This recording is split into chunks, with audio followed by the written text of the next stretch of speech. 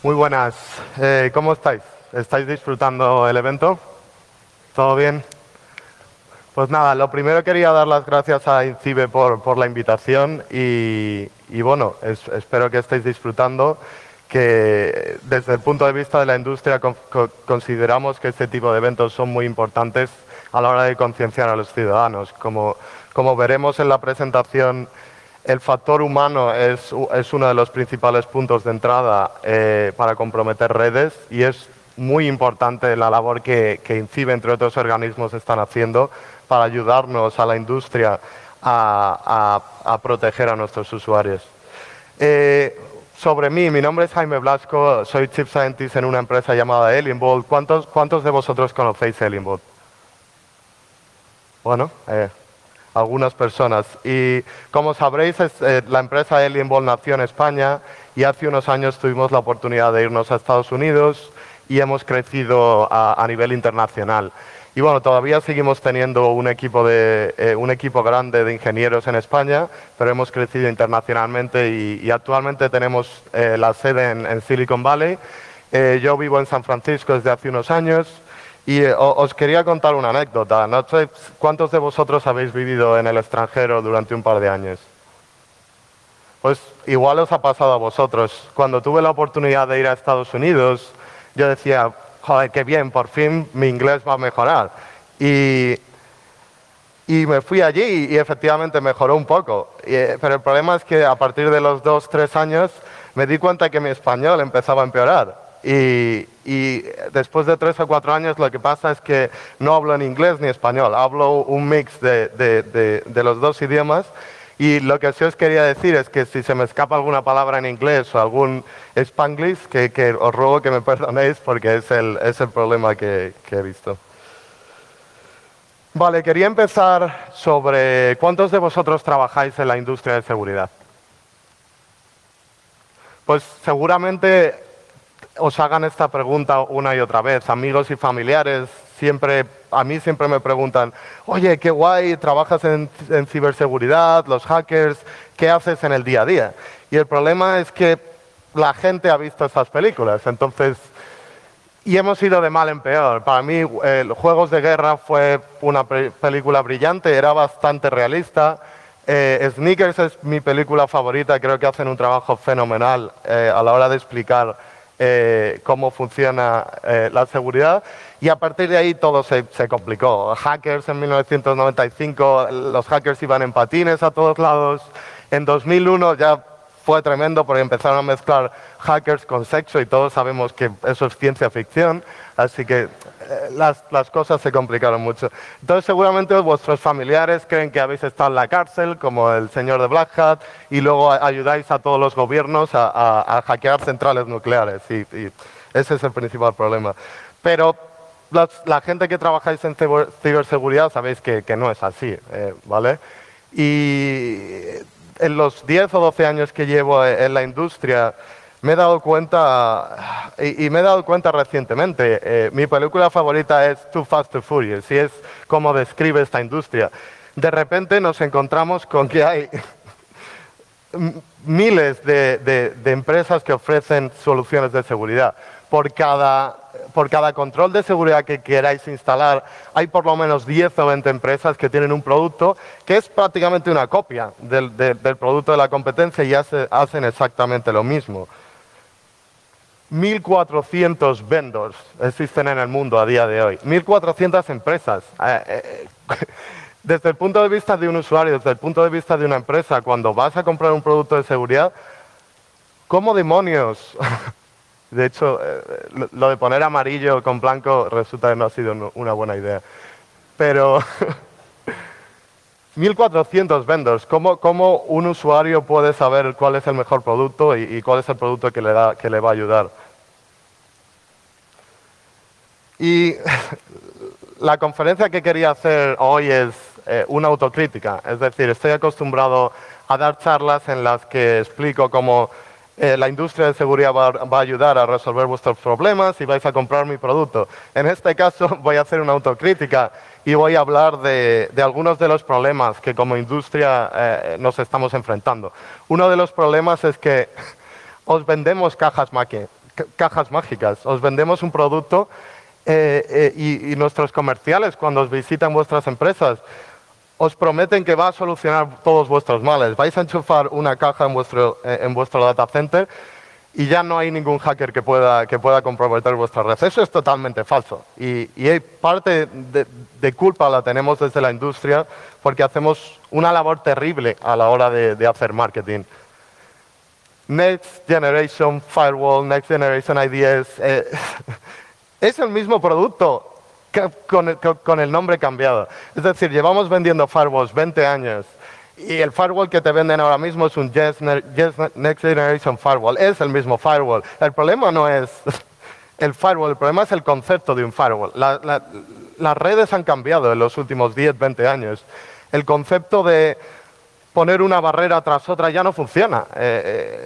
Tecnologías como cloud, tecnologías como la mayoría de vuestros servidores ni siquiera están dentro de vuestra red. Están en las redes de Amazon, en las redes de Microsoft. Un firewall ya no tiene la misma utilidad que tenía hace 10 años. El otro problema al que nos enfrentamos es que de los 1.400 vendors de seguridad de los que estaba hablando, os aseguro que el 80-90% venden solo a las Fortune 500, a las Fortune 1000, a las empresas más importantes y más grandes del mundo. El problema es que el resto del mercado no tiene las soluciones correctas para enfrentarse a las amenazas. No puedo venderos el mismo producto que se fabrica para que Bank of America, que tiene 1.000 empleados que se dedican a seguridad, que una startup o una pyme que tiene una persona de IT y que también se encarga de seguridad. Los dos productos no van a funcionar para los dos tipos de empresas. Necesitamos muchos más vendors que no vendan a las grandes empresas, pero que se dediquen a proteger a los usuarios y se dediquen a proteger a las pymes o a las empresas a las empresas más pequeñas.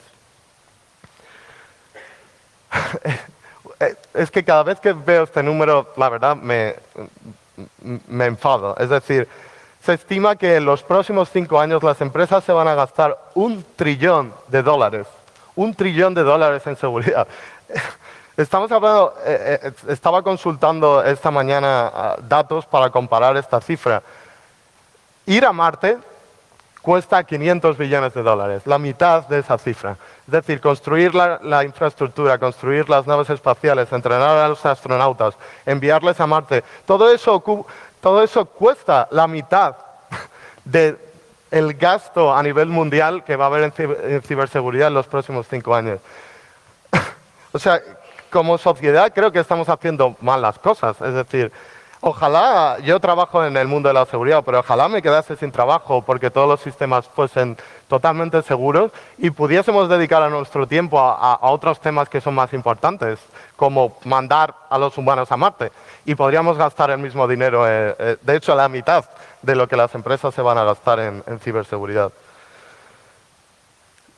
El otro problema es que la complejidad es el principal enemigo de la seguridad. Es decir, estamos acostumbrados a diseñar redes que son muy complejas, en el que hay diferentes segmentos y pongo un firewall aquí y resulta que es que he leído Gartner y Gartner me dice que es que tengo que comprar 20 productos que tengo que instalar y esos 20 productos se tienen que integrar. Estamos locos, es decir, ese nivel de complejidad lo que hace es, al final, hacernos menos seguros. Y os puedo dar millones de casos. Sony se gastaba millones en seguridad. Target fue uno de los principales casos en los que robaron todas las tarjetas de crédito. Os puedo asegurar que Target se gastaba cerca de $1 billón en seguridad y tenía un SOC con docenas de personas mirando las alertas. El problema que tuvieron fue que tenían tantos dispositivos de seguridad, tenían tantas alertas que al final la complejidad pudo con ellos y los hackers se pudieron llevar toda la información de tarjetas de crédito. Y el problema que tuvieron no fue que no tuviesen las tecnologías para detectar que había un hacker dentro de la red. El problema fue que era tan complejo que no se podían centrar en la información que era importante. Entonces, creo que tenemos que aprender de los atacantes. Los atacantes, la mayoría de ellos no utilizan técnicas complejas, no lo necesitan. La mayoría de las veces utilizan técnicas muy sencillas que siguen funcionando. Creo que como industria y como sociedad tenemos que volver a pensar y a redefinir desde el principio y aprender de los atacantes. Tenemos que volver a las bases. ¿Y cuáles son las bases? Os voy a dar un ejemplo.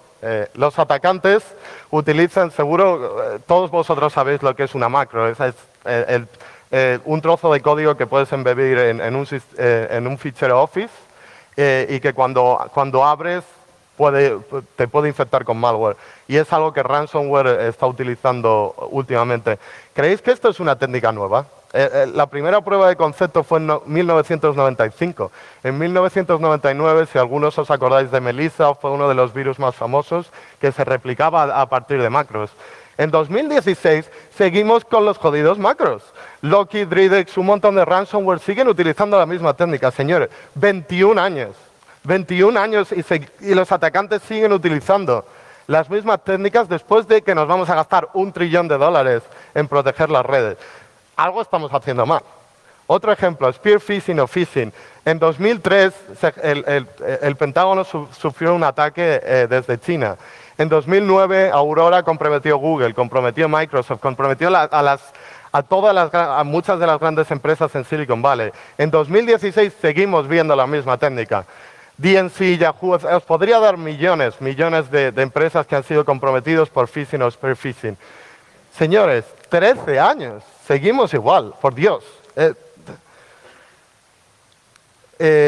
¿Cuántos de vosotros seguís a The Group en Twitter? Si no le seguís, deberíais ahora mismo ir a vuestro Twitter y empezar a seguirle. Muchas veces dice cosas que es verdad. Esta es una de sus quotes que más me gusta, que es: puedes dar a una persona un 0 day y va a ganar acceso a las víctimas durante un día. Le enseñas a mandarles campañas de phishing y tendrá acceso de por vida. Y como hemos visto, se ha confirmado. 21 años y los atacantes siguen utilizando la misma técnica de phishing. Y por último, ataques de denegación de servicio.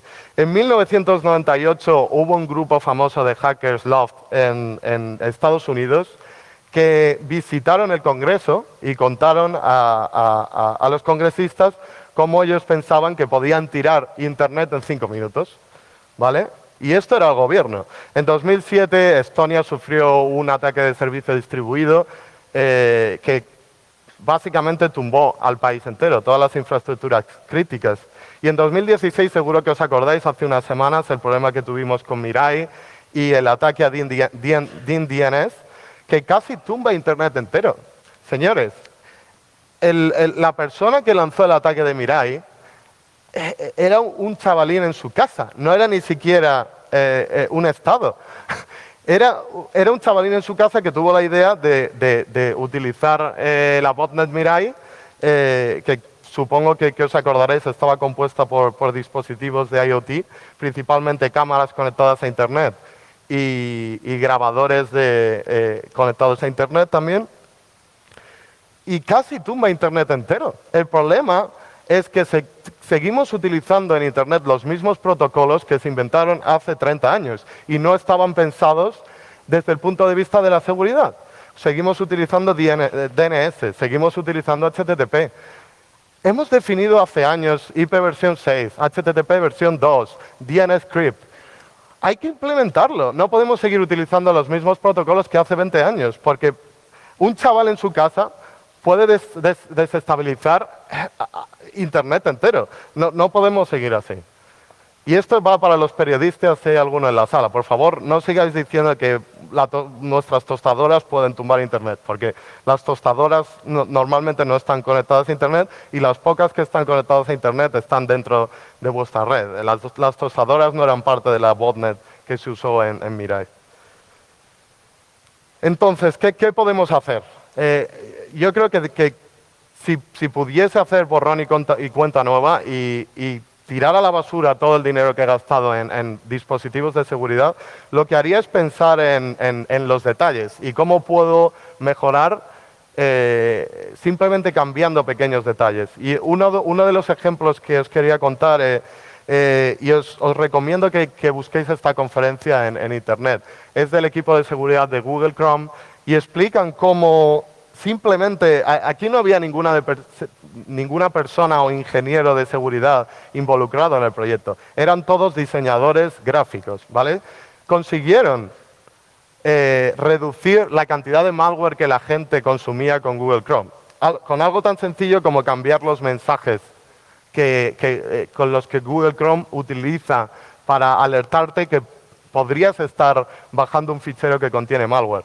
Es decir, algo tan sencillo como decirte, te hemos avisado, no te bajes este fichero. Cambiar a, por cierto, esto seguramente es malo.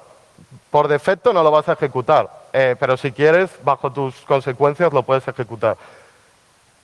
Bajaron las infecciones de un 30% de click-through, es decir, por cada 100 de esos mensajes, había 30 personas que decían que les daba igual, que se iban a infectar. Simplemente cambiando el contenido del mensaje, bajaron a 4%. ¿Cuántos creéis que costó esto?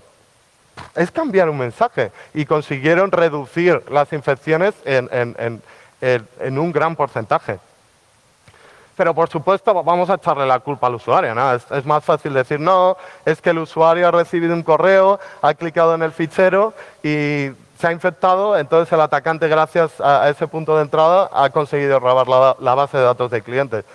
Y, obviamente, la culpa la tiene el usuario que ha abierto el fichero, claro, es mucho más fácil. Hace unos meses, a principios de año, tuve la oportunidad de ver una charla en Estados Unidos de Rob Joyce, que es el director de Tao.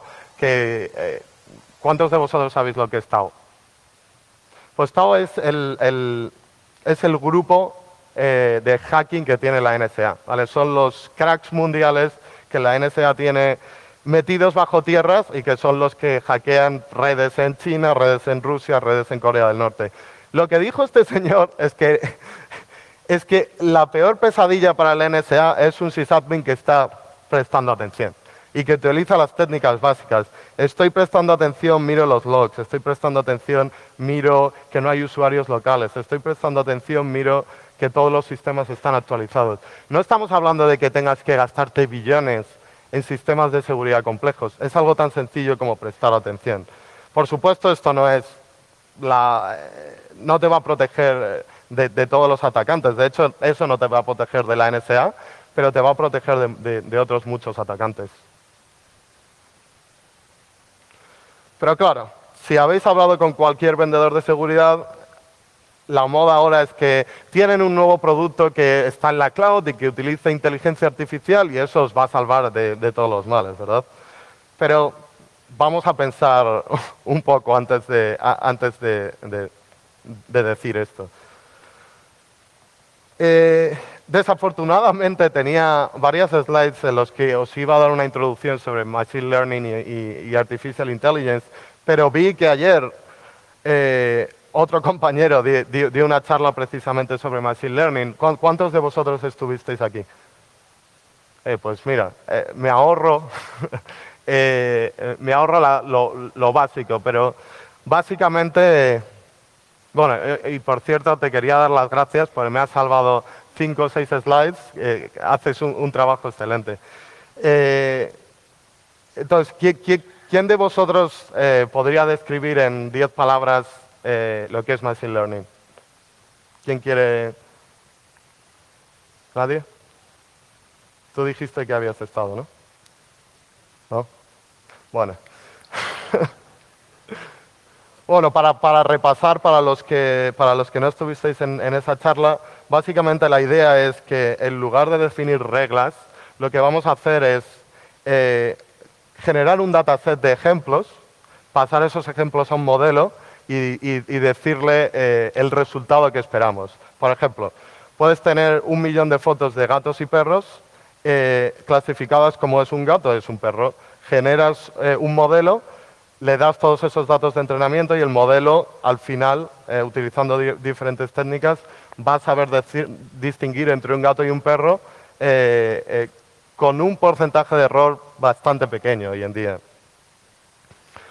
¿Qué es lo que ha cambiado? Porque, o sea, llevamos hablando de redes neuronales 30, 40 años, ¿verdad? Es decir, yo me acuerdo de leer artículos que en los 80 las redes neuronales estaban de moda. Y si os fijáis en los algoritmos, en los algoritmos principales, no han cambiado excesivamente. Bueno, hemos encontrado técnicas nuevas para crear nuevas capas, para procesar los datos de forma correcta, pero la idea principal de una red neuronal sigue siendo la misma. Entonces, ¿qué es lo que ha cambiado? Bueno, lo principal que ha cambiado es que tenemos acceso a muchos más datasets. Gracias a Internet, principalmente, las empresas tienen acceso a muchos más datos, sobre todo empresas como Google, empresas como Facebook. Imaginaros la cantidad de datos, y no solo datos, la cantidad de información clasificada que tienen. Es decir, Google puede tener acceso a billones de imágenes que están clasificadas en diferentes categorías y pueden usar eso para entrenar redes neuronales muy grandes. La segunda ha sido el hecho de cloud computing, es decir, no todo el mundo puede gastarse millones de dólares en tener un data center con un porrón de máquinas que tienen que utilizar para entrenar redes neuronales. Hoy en día puedes irte a Amazon, puedes irte a Microsoft y simplemente entrenar tu red neuronal utilizando sistemas que solo te cobran por el tiempo que los estás utilizando. No tienes que hacer la inversión en todo ese hardware que utilizas durante días o semanas, pero no tienes que tenerlo. Y el otro ha sido gracias a los gamers, es decir, las GPUs, las tarjetas gráficas que los gamers utilizan, descubrieron que hacían operaciones parecidas a los que los algoritmos de Machine Learning utilizan, y gracias al uso de GPU se pueden acelerar más o menos entre por lo menos un 5 o un 10, 5 o 10 veces más, ¿vale? Vale, los principales problemas en los que Deep Learning en particular y Machine Learning en general han ayudado y han totalmente cambiado en los últimos años ha sido reconocimiento de voz, reconocimiento de imagen de vídeo,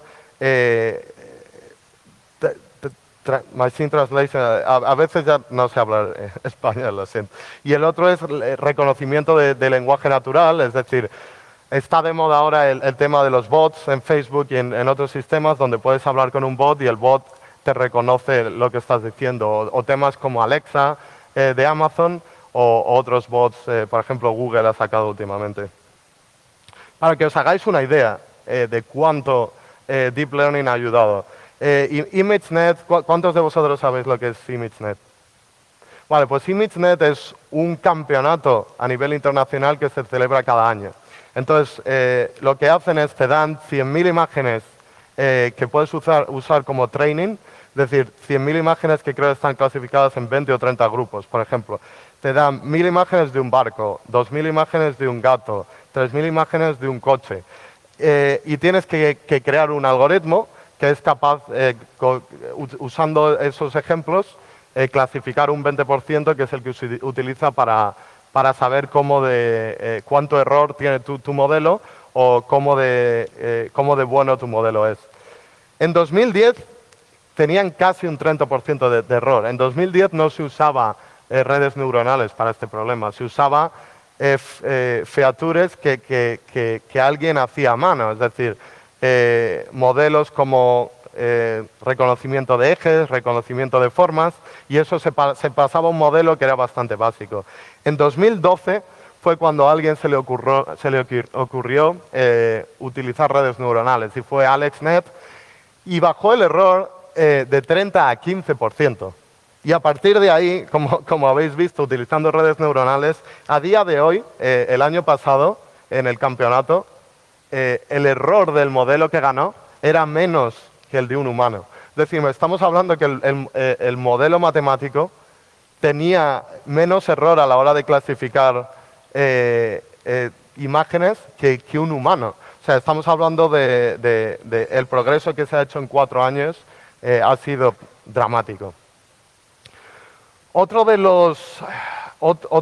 las ventajas que estamos viendo es que todas las grandes empresas se han dado cuenta que es una buena idea compartir estos frameworks, porque hasta hace poco Era bastante difícil construir redes neuronales, y, entre otras cosas, porque tenías que programarte tu propio software, tenías que tener un background en matemáticas bastante completo, pero en los últimos años empresas como Google ha publicado TensorFlow, como Baidu, como Amazon, como Facebook, han publicado los frameworks que utilizan para crear redes neuronales. Pero no os engañéis, no es que esas empresas publiquen esos frameworks porque quieren contribuir a la sociedad. El principal motivo por lo que lo hacen es, creo que esto describe muy bien lo que estamos viviendo. Este gráfico nos cuenta desde 2001 hasta 2016 cuáles son las empresas más importantes del mundo desde el punto de vista económico, ¿vale? En 2001 solo teníamos a Microsoft como empresa de software, que era una de las empresas más importantes del mundo. En 2016, todas las 5 primeras empresas del mundo son empresas de software o de hardware. Es decir, estamos hablando que estas empresas, que son las mismas que han publicado estos frameworks, están invirtiendo billones en Machine Learning y en Deep Learning en particular, porque se han dado cuenta que pueden... que para mantener esa posición de empresa dominante tienes que invertir un montón en esos recursos. Y la segunda razón es que ni siquiera los algoritmos, la propiedad intelectual es tan importante a la hora de hacer Deep Learning, ni siquiera las ideas que ellos tienen. Lo más importante es que tienes que tener los datos y tienes que tener, por otro lado, personas que son expertas. ¿Vale? El otro día leía un artículo que entre Google, Microsoft, Twitter, en los últimos 2 años se han llevado todos los catedráticos más importantes que estaban en diversas universidades en Estados Unidos, como MIT, Stanford, etcétera. Todos ellos están trabajando en empresas privadas como Google o Facebook. Es decir, estamos hablando de que tenemos un problema. Tenemos que los pioneros... el problema que tenemos es que los pioneros en Deep Learning, todos los catedráticos están trabajando en el sector privado. Creo que va a ser un problema porque vamos a empezar a tener escasez de personas que tienen esa capacidad de entender las bases de Deep Learning. Una de las soluciones que Elon Musk, por ejemplo, se dio cuenta de que este problema lo teníamos y creó Open Artificial Intelligence, que es una asociación sin ánimo de lucro, que lo que intenta es hacer público todo lo que pueden para que las empresas como Google, Facebook no tengan tanta ventaja competitiva con el resto de las empresas. Y sobre todo porque no estoy de acuerdo con Elon Musk, pero Elon Musk dice que en algún punto en los próximos 10 años alguna de esas empresas podrá crear una inteligencia artificial y lo que no quiere es que una empresa sola tenga el poder de controlar una inteligencia artificial. Yo, realmente creo que estamos mucho más lejos de ese problema. Y esto sonará, ¿no? Desde el punto de vista de la ciberseguridad, los principales problemas que tenemos hoy en día es que no tenemos suficiente gente formada para trabajar en ciberseguridad. Esto es una característica que compartimos con Machine Learning. Como estábamos viendo, hay muy poca gente que de verdad está formada en temas de Machine Learning y en Deep Learning en particular. Imaginaros las personas que están formadas en Machine Learning y que están formadas en ciberseguridad. Es un unicornio. Y de hecho, si tenéis la oportunidad, cuando volváis a casa, poneros a estudiar Machine Learning, si ya tenéis los conceptos de ciberseguridad claros o trabajáis en la industria, porque os puedo prometer que si tenéis esos 2 skill sets, no os va a faltar un trabajo en los próximos 10, 20 años. Y si no, os pago una cerveza. Vale, esto suena genial. Buah, tenemos estas redes neuronales que van a solucionar los problemas del mundo y suena todo muy bonito. Bueno, desde el punto de vista de la ciberseguridad, cuando aplicamos este tipo de algoritmos, tenemos que tener mucho cuidado. Es decir, hay una serie de challenges que tenemos que superar antes de poner todo esto en producción, en un producto de seguridad. El primer problema que tenemos desde el punto de vista de la seguridad es que no tenemos muchos datasets disponibles para entrenar este tipo de algoritmos. Es decir, no tenemos un dataset que nos dice todo esto son ataques y todo esto no son ataques. Es muy difícil acceder a ese tipo de información. El segundo es que los incidentes de seguridad no tienen la balanza correcta desde el punto de vista de un dataset, ¿vale? Si tú estás clasificando un perro versus un gato, tú puedes poner 100.000 fotos de gatos, 100.000 fotos de perros. El problema es que en ciberseguridad normalmente tienes un ataque por cada 100 millones de peticiones válidas, entonces está muy desbalanceado y esto normalmente es un problema cuando entrenas este tipo de algoritmos. Tienes que dedicar mucho más tiempo para asegurarte que no vas a tener falsos positivos y falsos negativos, es decir, el ratio de falsos positivos y falsos negativos que necesitas para un producto de seguridad tiene que ser muy bajo, porque si no lo que pasa es lo que comentamos con Target. Cuando Target fue comprometido tenían una consola con 100.000 alertas, pero no sabían de esas 100.000 alertas cuáles eran las importantes por culpa de los falsos positivos, ¿vale? Entonces tenemos que tener mucho cuidado.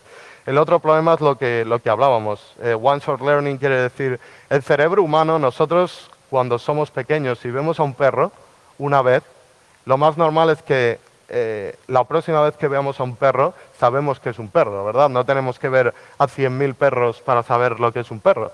Entonces, el problema con los algoritmos actuales es que necesitan más de un ejemplo para aprender. Y como hablábamos desde el punto de vista de ciberseguridad, es muy difícil tener acceso a esos datos y sobre todo a cantidad masiva de datos. El otro problema es que, sobre todo en Deep Learning, estos algoritmos son cajas negras. Tú entrenas un algoritmo, le metes un input y el output es sí o no, o es un gato o es un perro, pero todo lo que pasa dentro del modelo, en el caso de Deep Learning, es una caja negra. El problema es que desde el punto de vista de seguridad tú vas a querer explicarle al usuario el por qué tu producto ha tomado esa decisión, por qué es algo malicioso. Es muy difícil utilizando Deep Learning el poder explicar el por qué el algoritmo ha tomado una decisión. Si utilizas técnicas más sencillas como árboles de decisión o otros algoritmos tradicionales es más sencillo porque puedes explicar el porqué de una decisión. Y el último es lo que llamamos adversarial examples, que es, en algunos de los modelos es muy fácil trucar y engañar al modelo. Y quería enseñaros, creo que con esto lo vais a entender muy fácil. ¿Sabéis distinguir más o menos lo que es un labrador y lo que es un fried chicken? A veces es difícil desde ahí, ¿verdad? Y lo mismo con un chihuahua o un muffin. Es decir, desde el punto de vista de un modelo matemático, esto es precisamente lo que le pasa a los modelos. Un muffin se puede parecer un montón a un chihuahua y es lo que hay. Desde el punto de vista de la ciberseguridad, un malware se puede parecer mucho a una DLL de Windows y sobre todo si el atacante lo hace aposta. ¿Vale? El problema que hay con Machine Learning y con Deep Learning en particular es que tiene algunas propiedades que si el atacante es suficientemente listo y puede hacer reversing de las features que el modelo está usando y construye un modelo similar, puede generar lo que llamamos adversarial examples para trucar a esos modelos. Entonces, cuando diseñas un sistema de Machine Learning para seguridad, tienes que tener en cuenta esto. Y hay algunas técnicas muy curiosas en las que entrenas a una red neuronal para detectar malware. Entrenas a una red neuronal para intentar trucar y engañar a la otra red neuronal, ¿vale? Entonces, entre ellas empiezan a pelear y la red neuronal acaba aprendiendo hasta el punto donde es capaz de saber si la están engañando o no. Pero claro, eso requiere muchísimo más trabajo, muchísima más capacidad de cómputo y es complicado. Vale. Las ventajas y oportunidades que tenemos desde el punto de vista de Deep Learning, Machine Learning y ciberseguridad. Creo que hay muchísimos de los productos de seguridad de hoy en día que muchos están basados en reglas o en signatures. Es decir, sabemos lo que es malo y eso es todo lo que utilizamos. Si hay una técnica nueva manualmente o automáticamente alguien tiene que decirle al sistema que a partir de eso, a partir de este momento, esa nueva técnica es mala también. Eso no va a pasar con Machine Learning. En teoría, un algoritmo de Deep Learning puede generar sus propias conclusiones, como hemos visto, basándose en los ejemplos. ¿Vale? Creo que va a haber muchas oportunidades en el tema de Endpoint Security, temas como antivirus, detección de anomalías en Endpoint o lo que llamamos User Behavior Analysis, que es, por ejemplo, cómo sabes si un empleado está subiendo fotos a Google o está exfiltrando una base de datos de clientes.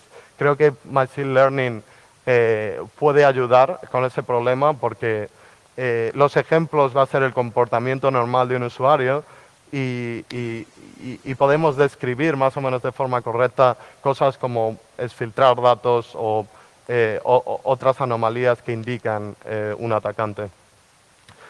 Otra de las cosas, otro de los productos que podemos mejorar mucho es el tema de honeypots y sistemas de deception que están de moda ahora. Es decir, un sistema de deception es trampas que pones en tu red de tal manera que si un atacante compromete tu red y se conecta a una de esas trampas, quiere decir que es un atacante, porque un empleado no se va a conectar a un servidor que no está accesible, que no sabe que existe. Es simplemente que un atacante escanea toda la red y es capaz de encontrar ese servidor. Puedes hacer lo mismo con ficheros, puedes colgar una base de datos de clientes falsa dentro de un servidor en tu red y sabes que si alguien accede a eso es algo malicioso porque nadie debería de estar accediendo. Deep Learning puede mejorar esos sistemas, pueden hacerlos más inteligentes de tal manera que están customizados en base a lo que está ocurriendo en la red y hay mucha oportunidad. Como ya hemos visto, detección de malware, obviamente. Si consigues entrenar un algoritmo dándole un montón de ejemplos de malware versus lo que no es malware, puedes tener un modelo que es capaz de predecir malware con bastante accuracy. Desde el punto de vista del atacante, ¿cuáles son las ventajas? Porque claro, hemos hablado desde el punto de vista de la ciberseguridad, de defensa, cómo podemos utilizar Deep Learning. El problema es que los atacantes pueden usar las mismas técnicas y de hecho las están empezando a usar. Imaginaros que un atacante construye un modelo en el que los correos de phishing que a ti te llegan son específicos para tu persona, porque el modelo ha aprendido información sobre ti en Internet y sabe que te interesan fotos de una famosa o te interesa una conferencia de Cybercamp, por ejemplo. Si ese algoritmo es capaz de recolectar información sobre ti y generar automáticamente una campaña de phishing específica, os aseguro que el porcentaje de gente que va a clicar en ese correo es mucho más alta que si tú generas una plantilla y mandas un phishing a 100.000 personas, porque no es algo que esté dirigido a cada una de las víctimas. Y el segundo es descubrimiento de vulnerabilidades y phishing. Y de hecho, ¿cuántos de vosotros seguisteis el el DARPA Challenge en DEF CON este año? ¿Nadie? Pues lo que hizo DARPA es una agencia estadounidense del gobierno y lo que hace es cada X años ellos definen un problema que es complejo de resolver. En 2008, por ejemplo, hicieron una competición para construir self-driving cars, coches que se conducen solos. Y lo que hacen es invitar a un montón de universidades o empresas para competir en ese evento.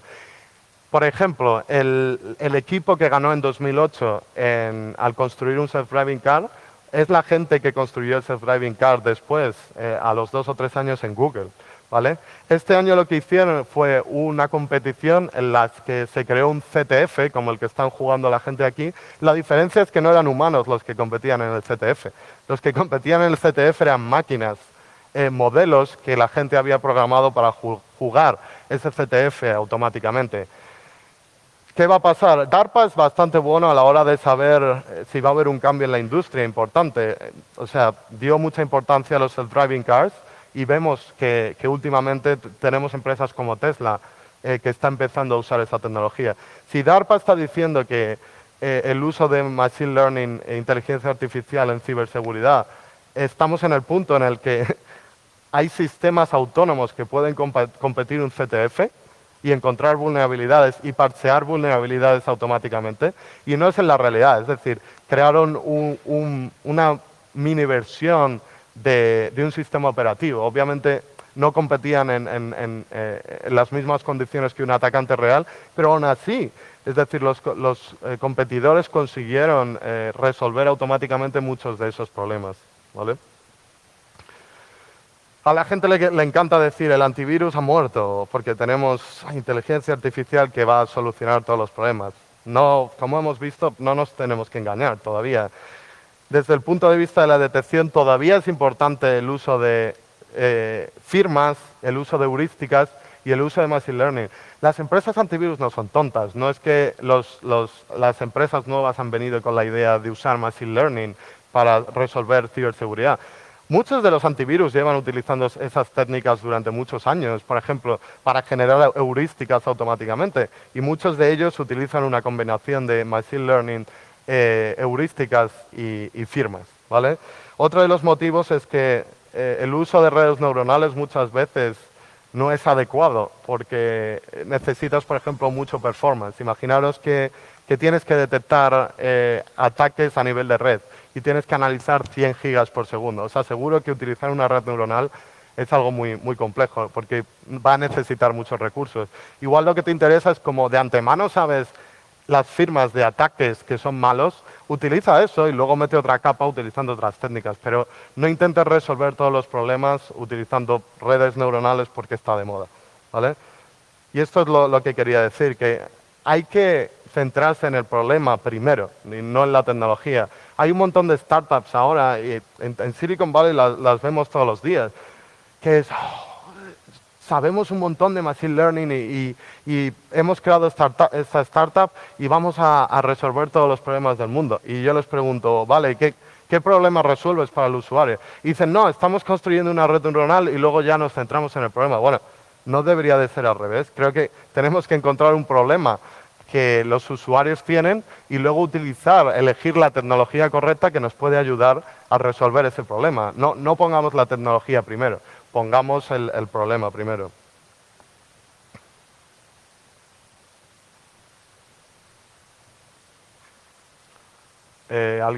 Ahí, vale. Y el último punto que quería destacar, el tema de Stan Hacking. Como industria creo que estamos haciendo una labor muy mala a la hora de hacer marketing. Y creo que habéis visto todos ejemplos este año de cada vez que hay una nueva vulnerabilidad creamos un logo y ponemos un website y damos un nombre a la vulnerabilidad. Esta es mi vulnerabilidad favorita. He encontrado en internet el primer batter que tiene una vulnerabilidad, que tiene un CVE, ¿vale? Alguien encontró que la clave de Bluetooth por defecto era 000 y tú puedes, si alguien está utilizando el baño, no me preguntéis por qué el baño tiene Bluetooth, ¿vale? Pero bueno, alguien encontró una vulnerabilidad y lo más curioso es que se le dio un bombo increíble y dicen, no, el vector de ataque es, bueno, puedo utilizar Bluetooth y mientras alguien está usando el baño le puedo causar disconfort porque doy al agua o puedo cerrar y abrir el váter. Por Dios, vamos a ver. Y eso es lo que quería explicar. En los últimos 2 años se ha puesto de moda cuando se descubre una vulnerabilidad, ponerle un logo, ponerle un website y publicar y el mundo se va a acabar y cada día hay una nueva. Y quería poner un poco en perspectiva con algunos ejemplos la publicidad que se le da a muchas vulnerabilidades y el impacto real que tiene, ¿vale? Heartbleed fue una de las primeras. Creo que todos sabemos que el impacto que tuvo fue muy importante. Y se le dio mucho bombo, ¿vale? Mucho marketing, correcto. Lo mismo con Shellshock y lo mismo con Ghost. Pero el resto, Badlock, se creó un logo, se creó un website. Se dijo, el mundo se va a acabar. Y luego resulta que era un man in the middle que tenías que tener un vector de ataque súper complicado. No afectaba tampoco a muchas organizaciones. Lo mismo con Poodle, lo mismo con Freak. Es decir, cuando leáis en la prensa o cuando fabricantes de seguridad como nosotros publiquemos y le demos bombo a las cosas, leeros la letra pequeña, porque muchas veces parece que el mundo se va a acabar, pero realmente no tiene el impacto que os pensáis. Lo mismo con las campañas de malware, ¿vale? Hemos visto campañas de malware que se le ha dado muchísima publicidad, pero han tenido un impacto real. Cosas como Stuxnet, como Flame, como Equation. Es malware muy complejo y que tuvo, por ejemplo, Stuxnet tuvo un impacto muy grande en el enriquecimiento de uranio en Irán. Obviamente era algo muy complejo, pero luego tenemos cosas como el ransomware. Se le da un bombo al ransomware, pero el nivel de complejidad y sofisticación es nulo. Lo mismo pasa con Mirai, la botnet que casi tira abajo Internet el otro día. El nivel de sofisticación es de un chaval en su casa, ¿vale? Cosas como Shamoon, que de hecho salió en las noticias ayer o antes de ayer otra vez. Es una campaña que se supone que viene de Irán y que atacó a Arabia Saudí y lo único que hacía era borrar el disco duro, no tenía ninguna complejidad. Y luego los más importantes son los que veis ahí abajo, a la derecha. Son atacantes o técnicas que son muy complejas, que tienen mucho impacto, pero que la gente no habla mucho de ellos. Y si os fijáis, casi todos esas amenazas son servicios de inteligencia, porque ese es su trabajo, ¿no? Si yo soy un servicio de inteligencia, voy a utilizar técnicas muy complejas y voy a intentar que no se hable en la prensa de ellas, porque obviamente si fuese un espía y saliese en la prensa, pues mal vamos. Esos son los más peligrosos, es decir, cosas muy sofisticadas y que la gente no tiene mucha información sobre ellas. Para acabar, os pido un favor, ¿vale? Y sé que muchos de vosotros sois estudiantes, muchos de vosotros sois la nueva generación, la gente que tiene la posibilidad de empezar desde cero y arreglar todos los problemas que tenemos. Y, o sea, como sociedad, vamos a ver cosas como el uso de robots, el uso de drones, ingeniería genética, Internet of Things. Hay un montón de avances. El problema es que, desde el punto de vista de la seguridad como industria, tenemos que ayudar a proteger todos estos sistemas y tenemos que ayudar a que estén diseñados con la seguridad en mente. Porque lo último, y os pido un favor, si os vuelvo a ver en 10 años, ojalá que las máquinas nos hayan quitado el trabajo y estén en una playa mientras software está trabajando por nosotros. Pero lo último que quiero es tener que volver de la playa porque mi robot me está pidiendo que le aplique un parche de seguridad, ¿vale? Vamos a pensar en que cuando programemos robots están pensados desde el punto de seguridad desde el principio. Muchas gracias.